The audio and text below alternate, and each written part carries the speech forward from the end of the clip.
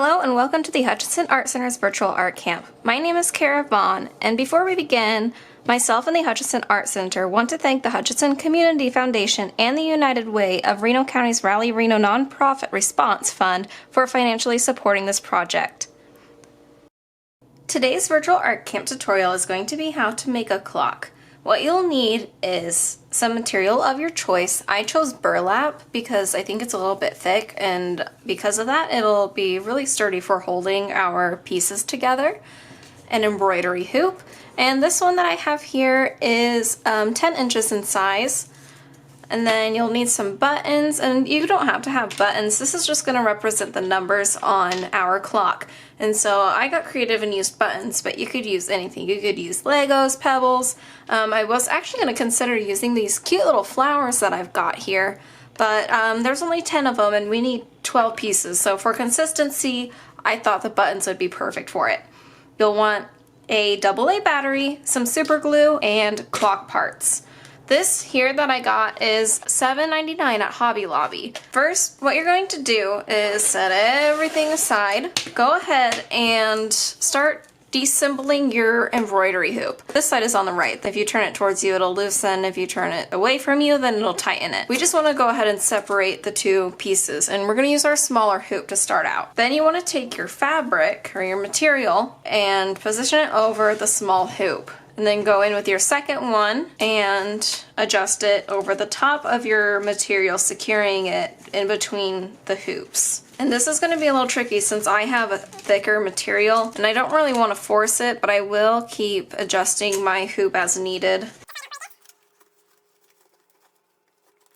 And once I have it on, I'm going to go ahead and tighten it just a little bit, and then turn it around and start to stretch the material across the embroidery hoop so I don't have any flimsy material on the inside, because we want it to be super sturdy so it'll hold all the pieces very well.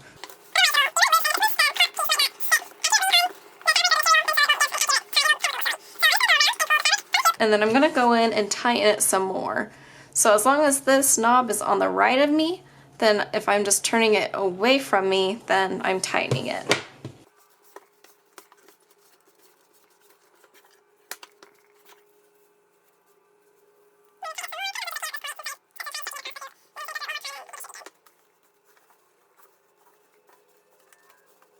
Okay, now that it's pretty sturdy on the inside, I'm going to go in with my scissors and cut off the edges of my material.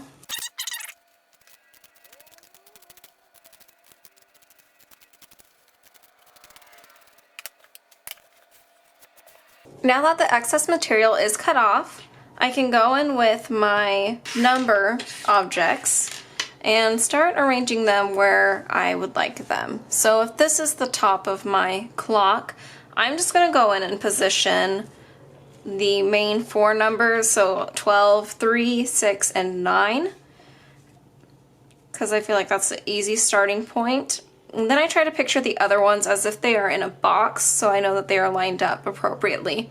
So if I have my 1 and my 11, they're going to be straight across from each other pretty accurately.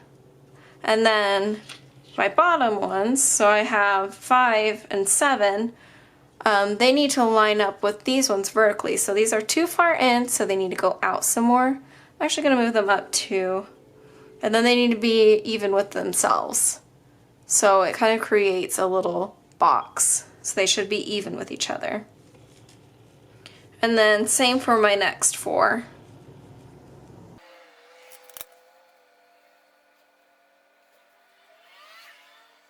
Okay, once you have everything where you want it positioned, you can go in with your super glue and start securing all of your pieces in place.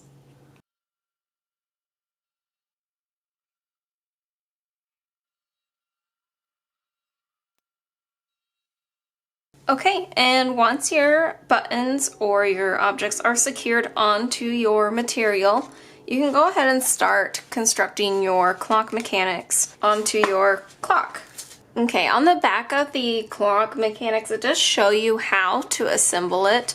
If you follow these instructions, which is exactly what I'm going to do, if you follow these instructions and pretend that this clock part is your craft, your embroidery hoop with your decorations on it for your number pieces, it should just go on exactly how you see it on the directions that it provided you with. So I'm gonna go ahead and I'm going to try and paint over these clock pieces in white just so it does show up better, just because the burlap and the clock pieces clash together and it's hard to see and read.